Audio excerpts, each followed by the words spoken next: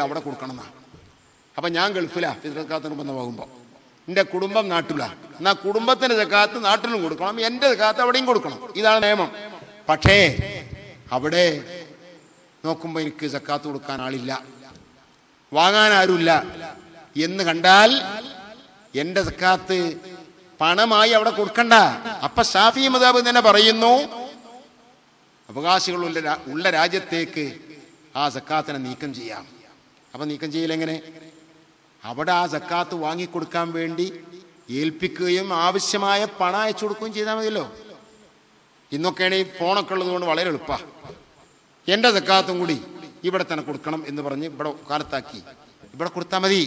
ഇതിൻ്റെ പേര് പറഞ്ഞ് അവിടെ ഇങ്ങനെ പണമായി കൊടുക്കുന്ന മറ്റു മദ്ഹബിലുണ്ട്. നമ്മൾ ആ വിഷയത്തിന് വേണ്ടി മാത്രം മദ്ഹബ് മാറേണ്ടതില്ല. ഇനി മാറുകയാണെങ്കിൽ തന്നെയും ആ മദ്ഹബിൽ ഒരുപാട് വിശദീകരണങ്ങൾ വേറെയുണ്ട്. ഇതൊന്നുമില്ലാതെ ഗൾഫിലെ മൊത്തമായൊരു സ്ഥിതി ഇപ്പം കാണുന്നത് ഇങ്ങനെ ഒരു 15 ദിർഹം എന്ന് പറയുന്നൊരു സമ്പ്രദായമാണ്. അത് കുറേ ആളുകൾ എന്തോ സ്ഥാപനത്തിനോ മറ്റോ പിരിവിനോ ഒന്നുണ്ടാവും, അവർ ആ സ്ഥാപനത്തിൻ്റെ പിരിവിലേക്കും അത് തന്നെ കൊടുക്കും. പള്ളിക്ക് ഒന്നുണ്ടാവും, അതിനും കൊടുക്കും. അതൊന്നും പറ്റൂല. സക്കാത്ത് പറഞ്ഞാൽ അത് അതിൻ്റെതായ അവകാശികൾക്ക് പോകണം. പള്ളി എടുക്കാൻ വേണ്ടി സക്കാത്തിന്റെ സംഖ്യ കൊടുക്കുക, അത് പറ്റൂല. അത് നമ്മൾ നേരത്തെ പറഞ്ഞ ഫക്കീർ മിസ്കീൻ അവർ വാങ്ങിയതിനു ശേഷം പള്ളിക്കോ മദ്രസക്കോ അവർ കൊടുക്കുകയാണെങ്കിൽ കുഴപ്പമൊന്നുമില്ല. അവകാശികൾക്ക് കൊടുക്കാതെ നേരിട്ട് ഇങ്ങനെ കൊടുക്കുക. ഇനി അതേപോലെ തന്നെയാണ് നമ്മുടെ പത്രങ്ങളിലൊക്കെ ചിലപ്പോൾ കാണും എന്ത്, ചില സ്ഥാപനങ്ങൾക്ക് സക്കാത്ത് അയച്ചു കൊടുക്കാൻ വേണ്ടിയുള്ള അഡ്രസ് വെച്ചു സ്ഥാപനങ്ങൾക്ക് സക്കാത്ത്. അത് പറ്റൂല. ആ സ്ഥാപനത്തിലെ സക്കാത്ത് വാങ്ങാൻ അർഹതയുള്ളവരുണ്ടെങ്കിൽ അവർക്ക് കൊടുക്കാൻ വേണ്ടി പറ്റും എന്നല്ലാതെ സ്ഥാപനത്തിന് പല വരുമാനമുണ്ട്, ആ കൂട്ടത്തിൽ സക്കാത്ത് വകയിൽ സ്ഥാപനത്തിന്റെ വരവ്, എന്നിട്ട് സ്ഥാപനത്തിന്റെ ഒരു വരവായി എഴുതാണ്. ഇവൻ സ്ഥാപനത്തിന് വേണ്ടി കൊടുക്കും ചെയ്യാണ് സക്കാത്ത്. അത് പറ്റൂല. അത് അതിൻ്റെതായ അവകാശികൾക്ക് തന്നെ പോകണം. അവകാശികൾ പിന്നെ സ്ഥാപനത്തിന് കൊടുത്തും കുഴപ്പമില്ല. ഇനി സ്ഥാപനത്തിലേക്ക് തന്നെ കൊടുത്തു, ആ സ്ഥാപനത്തിന് അവകാശികളുണ്ട്, അവർ കൊടുത്തു എന്നാലും പ്രശ്നമില്ല. അതൊന്നുമില്ലാതെ വെറും സ്ഥാപനത്തിന് കൊടുക്കുകയും അങ്ങനെ സ്ഥാപനത്തിന്റെ വരുമാനത്തിൽ ഒരു വരുമാനമായി അതിനെ കാണിക്കുകയും വരവ് ചെലവ് നേരത്തെ പറഞ്ഞ പോലെ കഴിച്ച് ബാലൻസ് കണ്ടിട്ട് ഇങ്ങനെ കണക്കുണ്ടാക്കുകയും ചെയ്ത ആ പരിപാടി പറ്റുകയില്ല. പലപ്പോഴും അറിയാത്ത ആളുകൾ, ഇതൊക്കെ അറിയാത്തതുകൊണ്ട് വരുന്ന ആർക്കും അക്രമഷ്ടിയല്ല, വിവരക്കേടാ. ഈ വിവരക്കേടിന്റെ മുഴുവൻ കാരണം ഏതാണ്? നേരത്തെ പറഞ്ഞ തന്നെ പണ്ട് കാലത്ത് ഉണ്ടായിരുന്ന ആളുകൾ കുറച്ചെങ്കിലും പഠിച്ചിരുന്നു. ഇപ്പത്തെ ആളുകൾ ദീനിയായി ഒന്നും പഠിക്കുന്നില്ല, അവർക്ക് അവസരവുമില്ല, അവരെ പറഞ്ഞിട്ടും കാര്യമില്ല. കാരണം അവരുടെ പഠനം മുഴുവൻ ഭൗതിക പഠനമായി. ആ ഭൗതിക പഠനത്തിന് മുമ്പ് കിട്ടിയ സമയം വളരെ തുച്ഛമായ സമയമാണ്. ആ സമയത്ത് ഇത്രയും കാര്യങ്ങളൊന്നും പഠിക്കാൻ കഴിഞ്ഞതുമില്ല. അപ്പൊ ഒരു വീട് ഇസ്ലാമികമായ രീതിയിൽ കൊണ്ടുപോകണമെങ്കിൽ ഓരോ വീട്ടിനും എൻ്റെ വീടാണെന്ന ആ നിലക്ക് ആവശ്യമായ കാര്യങ്ങൾ പറഞ്ഞു കൊടുക്കാൻ പറ്റിയ ഒരാളെങ്കിലും വേണ്ടയോ? അപ്പൊ ഒരു വീട്ടിനെങ്കിലും ഒരു മുത്തഅല്ലിം എന്ന നിലപാട് ഓരോ മുസ്ലിം വീടിനും ഉണ്ടാകണമെന്നും അത് കാര്യമായി തന്നെ ശ്രദ്ധിക്കണമെന്നും ഈ സന്ദർഭത്തിൽ സാന്ദർഭികമായി ഉണർത്തുകയാണ്. അല്ലാഹു സുബ്ഹാനഹു വ തആല പരിശുദ്ധ റമദാനിനെ, ആ റമദാനിനെ എന്തെല്ലാം കാര്യങ്ങളെ കൊണ്ട് ആദരിക്കണം, അങ്ങനത്തെ കാര്യങ്ങളെയും ഭംഗിയായ നിലയിൽ ചെയ്ത് പൂർത്തിയാക്കാനും റമദാൻ ഗുണകരമായി സാക്ഷ്യം വഹിക്കുന്ന ആ വിഭാഗത്തിൽ പെടാനും അള്ളാഹു തൗഫീഖ് ചെയ്യട്ടെ. കാരണം റമദാൻ മാസം ആണ് കടന്നു പോകുമ്പോൾ അള്ളാഹുവിൻ്റെ റസൂൽ ഒരിക്കൽ ദുആ ചെയ്ത് ഒരിക്കൽ ആമീൻ പറഞ്ഞു, 3 പ്രാവശ്യം ആമീൻ ആമീൻ ആമീൻ പറഞ്ഞു. 3 പ്രാവശ്യം ആമീൻ ആമീൻ ആമീൻ എന്ന് പറഞ്ഞു. അപ്പൊ സ്വഹാബത്തിന് മനസ്സിലായില്ല എന്താ ഈ ആമീൻ. അപ്പൊ ജിബ്രീൽ അലൈഹിസ്സലാം ഇറങ്ങി.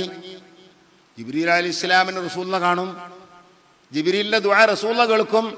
സാധാരണ ജനങ്ങൾ ജിബ്രീലിനെ കാണൂല, കേൾക്കൂല. എങ്ങനെ കാണൂല? ജിബ്രീൽ അലൈഹിസ്സലാം 2 രൂപത്തിൽ അവതരിക്കാറുണ്ട്. ചിലപ്പോ ജിബ്രീൽ മനുഷ്യ രൂപത്തിൽ അവതരിക്കും. അപ്പൊ പിന്നെ വന്നവർക്കൊക്കെ കാണാൻ പറ്റും, കേൾക്കാൻ പറ്റും. ഇതുപോലെ ഒരു ഹദീസ് നമ്മൾ കണ്ടില്ലേ, ഉമർ റളിയല്ലാഹു അൻഹു റിപ്പോർട്ട് ചെയ്യുന്ന ഹദീസിൽ കാണാം, ഒരാൾ വന്നു, അപരിചിതനായ ആൾ, ആ നാട്ടുകാരനല്ല എന്ന് ഉറപ്പാണ്. എന്നാൽ ഒരു വിദേശിയായ ആളെ ഒരു യാത്ര കഴിഞ്ഞ് വരുന്ന ഒരു യാത്രയിൽ അടയാളം കാണുന്നില്ല.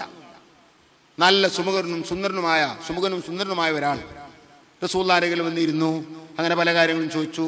റസൂലുള്ളാഹി അങ്ങോട്ട് മറുപടി പറഞ്ഞു എന്നൊക്കെ പറഞ്ഞ ദീർഘമായ ഹദീസ്. അപ്പോൾ റസൂലുള്ളാഹി അവസാനം പറഞ്ഞു, ആരാ വന്നത്? ജാക്കും ജിബ്രീലാണാ വന്നത്. ലിയുഅല്ലിമക്കും ദീനക്കും, നിങ്ങളെ ദീൻ പഠിപ്പിക്കാൻ വേണ്ടി ജിബ്രീൽ വന്നാണ് റസൂലുള്ളാഹി പറഞ്ഞു. എപ്പോഴാണ് മനസ്സിലായി ജിബ്രീലാണ്? അത് മനുഷ്യരൂപം പ്രാപിച്ചു വന്നുകൊണ്ടാണ്. അധികവും ജിബ്രീൽ അലൈഹിസ്സലാം മനുഷ്യരൂപത്തിലല്ലാതെ ജിബ്രീലിൻ്റെതായ രൂപത്തിൽ വരുമ്പോൾ സാധാരണ മനുഷ്യന്മാർ കാണുകയില്ല, ജിബ്രീലിന്റെ സംസാരം കേൾക്കുകയില്ല. അതുകൊണ്ടല്ലേ ആയിഷ റളിയല്ലാഹു തആല അന്നയോട് റസൂലുള്ളാഹി പറഞ്ഞു, ജിബ്രീൽ അലൈഹിസ്സലാം നിന്നോട് സലാം പറഞ്ഞിരിക്കുന്നു, സലാം മടക്കിക്കൊള്ളാൻ പറഞ്ഞു. അപ്പോൾ അവിടുന്ന് പറഞ്ഞു, നബിയേ, ഞങ്ങൾ കാണാത്ത തങ്ങൾ കാണും, ഞങ്ങൾ കാണാത്ത തങ്ങൾ കേൾക്കും.